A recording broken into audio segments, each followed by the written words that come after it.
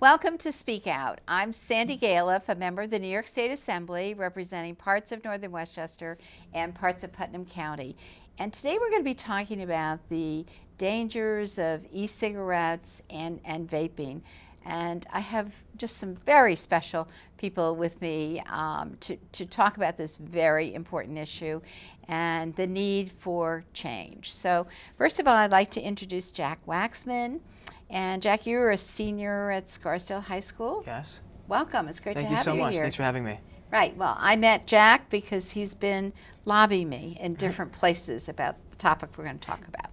And then Michael Maitland, who is a senior at Horace Greeley High School. Hi, how are you? Welcome. It's good to have you here, and you're very involved in this issue too and trying to make changes. Yes, thank you for having me. Right. And Dr. Richard Stumacher, who is a pulmonologist at Northern Westchester Hospital, welcome. And we'll find out how you got involved. But let's Sure. let's start with Jack. Okay. So why are we here, Jack? What's the problem? How are you into it? So the problem is that there's so many youth right now that are not just using e-cigarettes and Juuls, but are also addicted to them. You know, the problem started last year when I was a junior at Scarsdale High School, and my friends started to use these products, and they were kind of messing around with it. Like, oh, this is pretty cool. Fast forward to now, and you have almost half the population of my school or of my class addicted to these products, these e-cigarettes. You know, the flashy packaging, the exotic flavors, the high nicotine levels. And I see a problem, and I'm doing all I can to fight with it. As an intern for Senator Schumer, I wrote my policy intern paper on it, and from there it kind of just snowballed into something more serious. So I've been meeting with legislators and making videos to show the population just what the problem is and how we can work together to make a solution and improve the problem. Since I'm not in high school, I didn't realize that it was such a big problem. I didn't, you say more than half of the kids it's in terrible. your school. And it's with everyone, freshmen up to seniors, and then you go to the middle schools, it's a problem there too. Although there hasn't been specific polls or numbers that show kind of the percentages. Back in 2016, when e-cigarettes weren't even a big problem, the Campaign for Tobacco-Free Kids found that around 16% of seniors used it, up from 1.5% in 2011, and now it's in 2018. You can imagine those numbers are much higher. Wow. Yeah. Huge Yes. epidemic, really. Michael, do you have you're at Horace Greeley, a different high school. Is it the same story? So I think it's a little bit different. I think that at Greeley, it started off having your traditional vapes, and then 2 years ago, people started getting into Juul, and at Greeley, people do it because they think it's cool and they don't really think that it's bad for them. They kind of see it as like a fun social thing to do. I mean, you could walk into a bathroom and you're almost guaranteed to see somebody or a group of people juuling, and no one can really do anything about it because it's very easy to conceal and stuff. And overall, people just use it and don't see it as an issue. Mm-hmm. You use the term juuling, and it's a Juul, right? But you're juuling when you're smoking it. Does it look like a regular e-cigarette? So actually it looks a lot more discreet. It actually looks like a flash drive. And so actually in the library, kids have said, oh yeah, I'm just charging I put my flash drive into my computer, and the librarians or the teachers will have no idea because it's so discreet. And you can put it in your pocket, you could put it in your sock, you could hide it anywhere and really not get caught with it. Wow. Yeah. So, Rich, how did you get involved in this issue?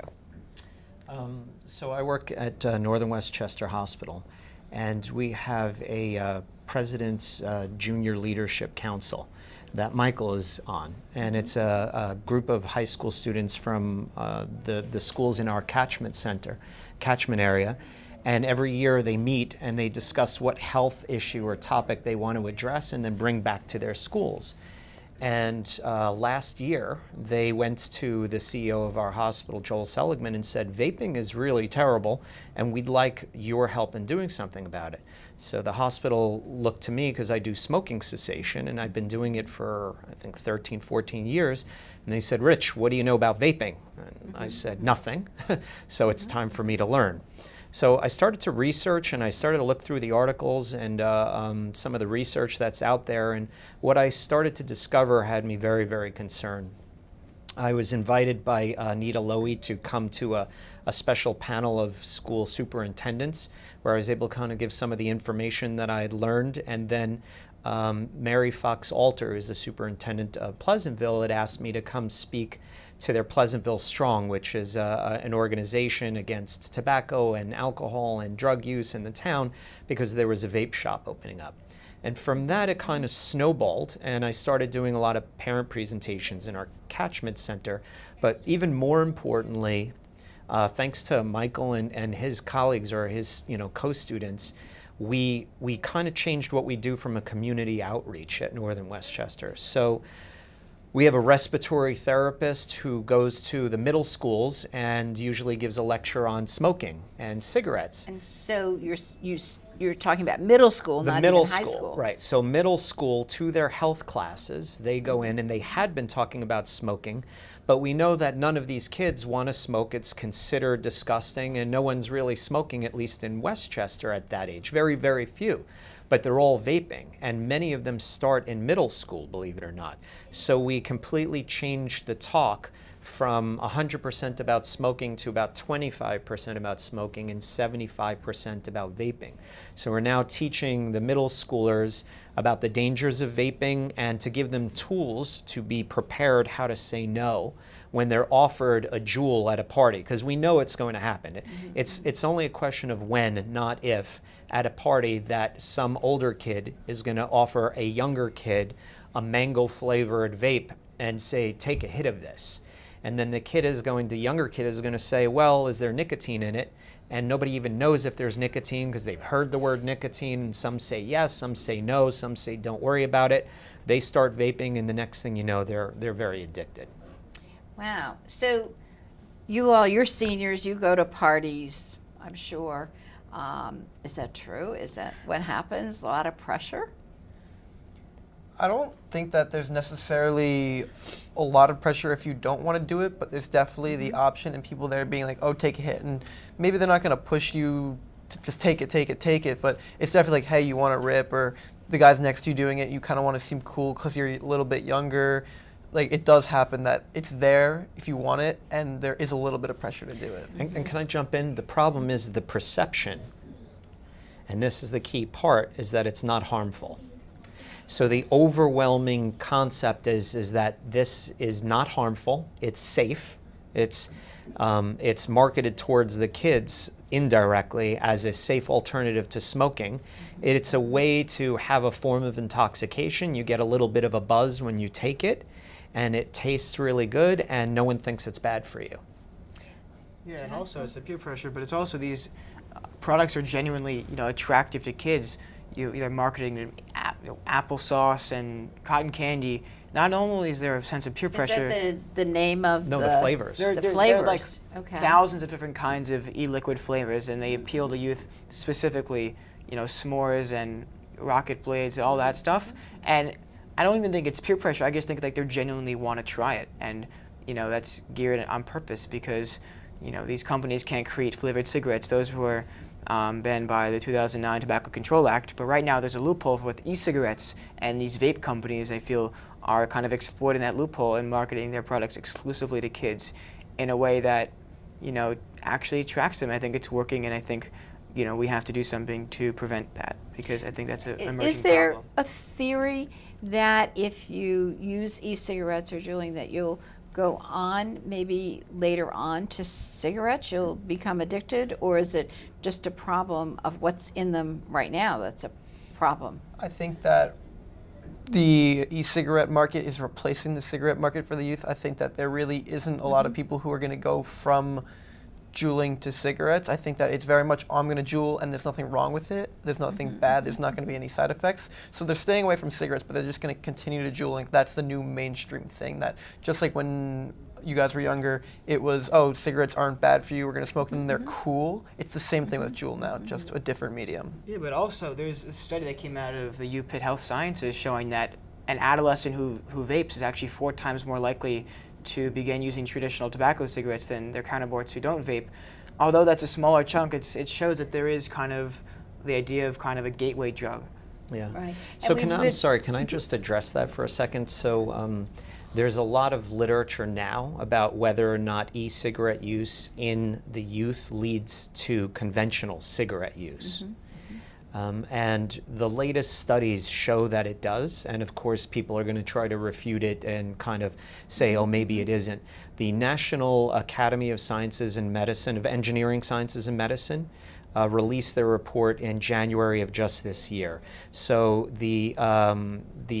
was it the NIH or FDA, I forget which government body, had asked the National Academy to review all the literature. So they looked at over 800 peer-reviewed articles, and they released everything that they have to say of what we know now about the dangers of vaping. And they said that the evidence is substantial evidence that e-cigarette use leads to conventional cigarette use later on in adolescence and youth. The truth is nobody really knows exactly right now how much.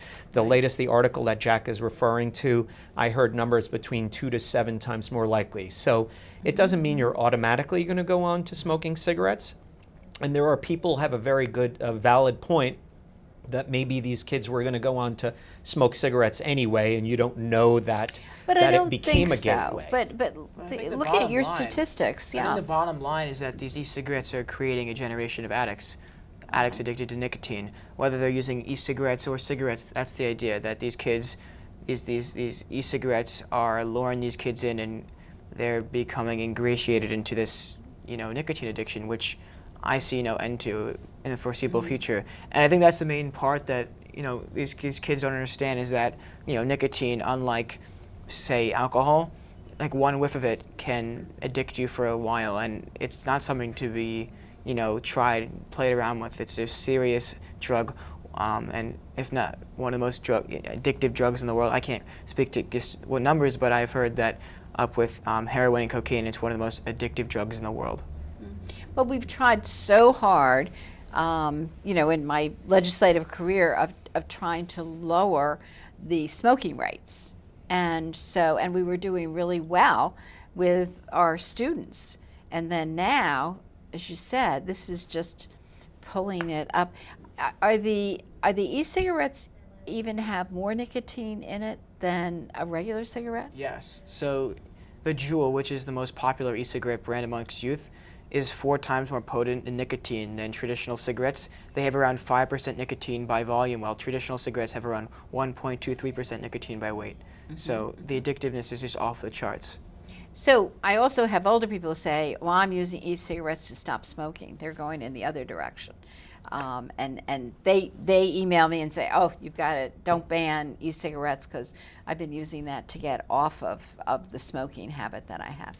So actually, that's not quite true then, from what you're saying, is that with all that nicotine, it's not really helping them get it. No. It's just a different I think vehicle. it's just transferring them from one nicotine device to another nicotine device. And to speak to the idea of banning it, I don't think anyone's advocating for a full-out ban on e-cigarettes. I just think there's a lot on e-cigarettes, excuse me. I just think there's a lot of support for the idea that you want to extend the Tobacco Control Act of regulating the flavors to include e-cigarettes, but I don't think the idea of a full-out ban on e-cigarettes is being discussed. I just want to address some of that. The literature on whether or not vaping devices or electronic cigarettes is a useful form of smoking cessation is very equivocal. So there's a lot of good literature that says it's definitely helpful, and there's a lot of literature that says that it doesn't help at all. So we really don't know. And that doesn't mean that it can't. It means for some people it's going to work, and some people it's not going to work. Jack's point about nicotine addiction is really what my major point of when I talk to the parents of Westchester is about the business of nicotine addiction in our children. So let's talk about 2 separate issues. When you want to talk about an adult who already is smoking cigarettes and clearly wants to get off cigarettes, the first thing they should do is go through a smoking cessation program and go through the tried and true processes, which aren't that great, right? Because if they were great, everybody would quit smoking. Right. So if they fail those and they feel like they can't get off cigarettes and they want to vape, I think they should, because clearly there are harmful chemicals in vapes. That's clear in that study. There's just a lot less of them. And we don't know what's going to be till about 20 or 30 years from now. So from a concept of harm reduction, people like to throw that terminology around. I would say to my patients, if you can't get off your pack a day and you've tried everything else, absolutely you should vape.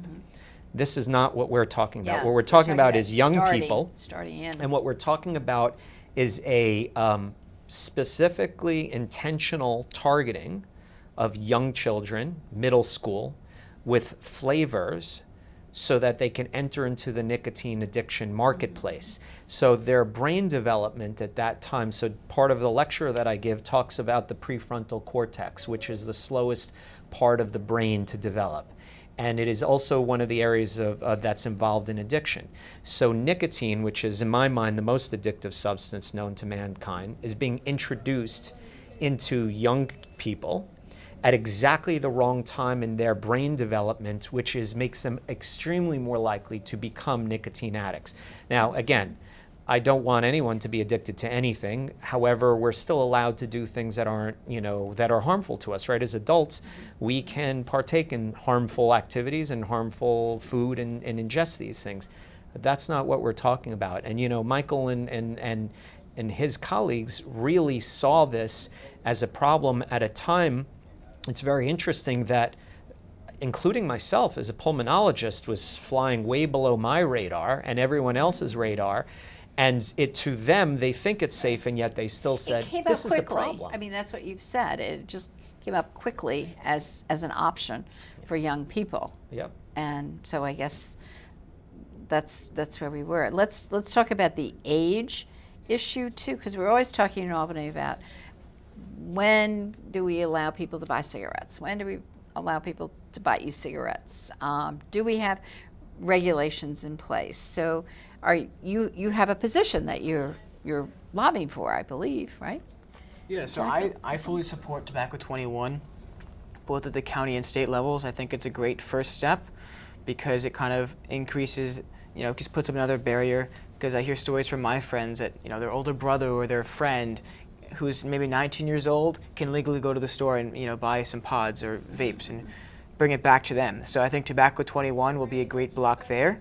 But I think piggybacking off Tobacco 21, I think regulating the exotic flavors is also an amazing step, because like Dr. Stumacher said, at 13 years old, these kids are very vulnerable to flashy flavors and, flashy marketing. So I think those two initiatives, Tobacco 21 and regulating the flavors, are super important in this fight towards curtailing teenage addiction to e-cigarettes. So, Michael, are you also working on that? Yes, through the I hospital? also support Tobacco 21. I think that it's a very good barrier, because the amount of people who are 18 or 19 who can go and buy tobacco at that age can go buy pods, and they're more inclined to sell to the younger kids because they're in closer proximity. Maybe they're in the same high school, maybe they have siblings that are close to that age. Once you kind of put that 21 age barrier, those people are maybe a little bit more mature, not hanging out with such a young crowd, that they might not be as inclined to start giving those younger children the tobacco products and get them hooked. And that's a very important point that he says, is that there's a secondary market in these schools. And these kids are buying it and then reselling it for a profit. And the charger device that plugs into the USB port in a computer is about that big. And these kids lose their $800 iPhones all the time. So you can imagine how quickly they're losing these tiny little devices, which go, how much do they sell for? $12. They sell for $12. So they find them loose, they find them on the bus. The other thing is that in buses where middle schoolers and high schoolers are getting on the same bus, if they're vaping on the bus or if things are falling down or around in the bus, then other kids can pick them up. So, as these guys have pointed out, and eloquently pointed out, that raising the age will kind of distance an adult from the child who might be enticed to try. So what do we do about the schools? I mean, we passed legislation, you can't smoke in schools, right? But you've said it's happening. Different kind of smoke? I don't know, do we need to clarify what it means to smoke? So Juuls and other vaping devices aren't actually real smoke, it's vapor. So one, it doesn't have a smell. So if you're smoking a cigarette in school, a teacher, an administrator, another student can easily smell a cigarette. A Juul, there's no smell. So it's very easy to go into the bathroom or sit in the back of your class and take a little puff and nobody will really know. And then on top of that, you have your flavors, so people can kind of pick them. They're also not as, you can blow big clouds, but you can also really have no smoke coming out at all. So it's very discreet in a way compared to cigarettes. So it is illegal, right? It's part of the Clean Indoor Act. Right, right. But you can't police it because it's very hard to find the children in the act. And all these schools do, and when they do, they have their own policies and procedures of behavioral misconduct that they kind of go through, and they also try and educate the children, and they're also speaking to the parents. Sometimes the parents don't really know what's going on. I've been in some of these schools, I've had the principals tell me the parents show up angry and demand to have the Juul returned to them because it was $80 when they bought it, and they bought it for their kids, and they don't want to lose that money. So I think, We have a lot of educating to do, don't we? Yes, unfortunately. So if people want to have that kind of education within the schools, I guess you have to have forums and that kind of thing. I don't know whether your schools have participated in that, had speakers in, or you've been speaking, or... So I was at Ardsley High School a few weeks ago to educate and inform the students there about the dangers. But I'm also I created this video called Juulers Against Juul, in which I teamed up with 4 of my friends who are actually addicted to the Juul, and I interviewed them on their experiences with it, stories with it, and then kind of a cautionary tale to maybe a 6th grader who hasn't started, maybe thinking about starting. So I put it up on YouTube, but also shared it with my principal and my health teachers and other schools around me as kind of like a educational instrument in a way. So I think great. that's like a more... Is that the one that they showed on Good Morning America? Yeah. Yes. That's it. That's great. So you Thank really, you were able to talk to a whole lot of people that way. Yeah. So it's up on YouTube. If people want to Yes. look for it, how do they locate it? They just go to YouTube and search up Juulers Against Juul. Juulers as in Juul. So Okay. check All it right. out.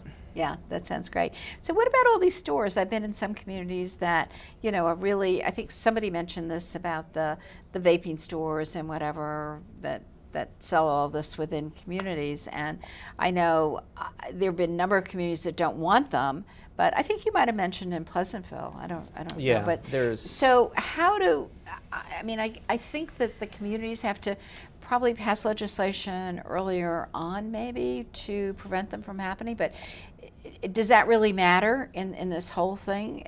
Everybody can get cigarettes. Let's ask them. Do you think any of your friends have any trouble getting vapes, whether or not the store is in your town or not in your town? So there's no stores in my town currently, and kids have no trouble at all getting Juul pods, whether they're using fake IDs, the stores don't card the kids, or older people are buying it for them and reselling it. It's very accessible, and you could get it in the same day. You could text somebody and get it. And again, there's an argument that if you're legislating these shops out, that you're preventing adults who would be using those products to decrease their cigarette use. So it's very hard to just look at it from one perspective, although for me it's very easy to look at it from the youth perspective. To me, there is no reason any young person should ever be vaping anything. They should only be inhaling one thing, which is air. Anything else they should not be breathing in. And so for me, that's why I like to talk about it with the youth, because it's an easy argument. They just should not be doing it. Right. Otherwise, they come and see you later on, right? Well, that's the problem. That's how I got into the problem. smoking cessation business, because it hurts to give someone a diagnosis of lung cancer or emphysema or talk to them about being on a ventilator for the rest of their life. And I do it much more frequently than I wish to. And it's painful, obviously, to receive that information, but from a career of doing it, I figure it's much better if I try and get ahead of it and be preventative. And so my concern with what's happening with the kids now is that there's this very cool device that is exactly timed perfectly for this generation of youth, that has the most addictive substance known to mankind in it, at a time in their brain development where they're most likely to become addicts. And there's extremely good evidence that it leads to conventional cigarette use. So if you want to have a conversation about whether or not vaping or Juuls are dangerous at all, we won't know for 20 years. But if you want to have a conversation about whether or not there's going to be ramifications later on, if 2 to 7 times more likely, if 50% of our youth are Juuling right now, and only a small sliver of those kids go on to smoking conventional cigarettes later on, we're going to have a tsunami of disease, COPD, lung cancer, heart attacks, diabetes. It's going to be horrible 20 to 30 years from now. And that's what I'm worried about. Right. So where do we go with lobbying, get laws changed? What do we need? What are you all doing besides going to college next year? What are you advocating for? Well, I was up in Albany last week, and I was focusing on obviously educating legislators about what's happening, but also kind of pushing for a regulation of the flavors, because I think it's common sense,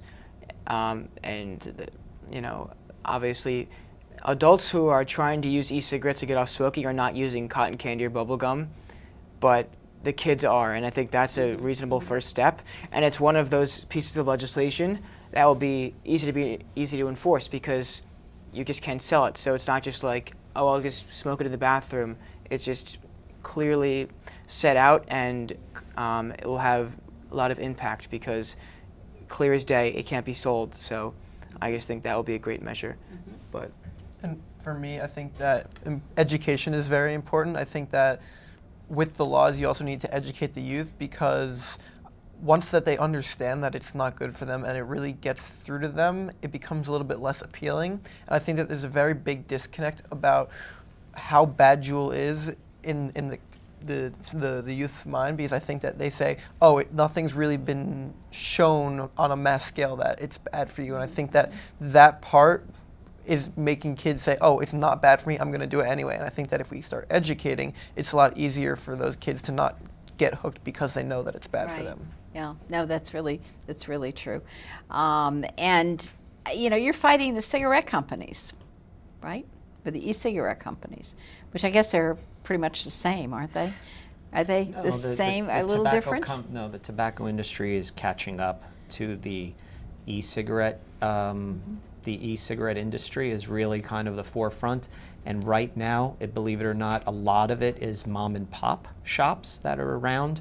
And the major player that isn't is Juul, with a couple of competitors that aren't so as popular here in Westchester, but are around. Juul is a startup venture capitalist out of San Francisco. And Big Tobacco, in their attempts to try and play catch up, are doing a lot of efforts in lobbying and legislation to make sure that this moves forward.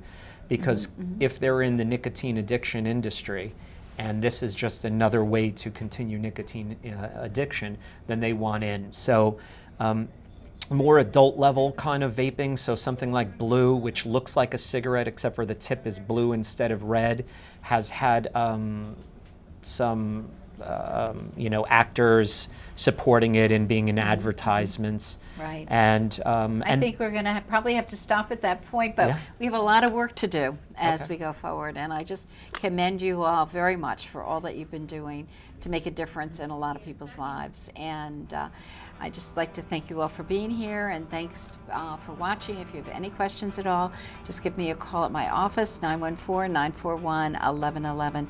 Thank you so much, and be a part of making these major changes. Thank you.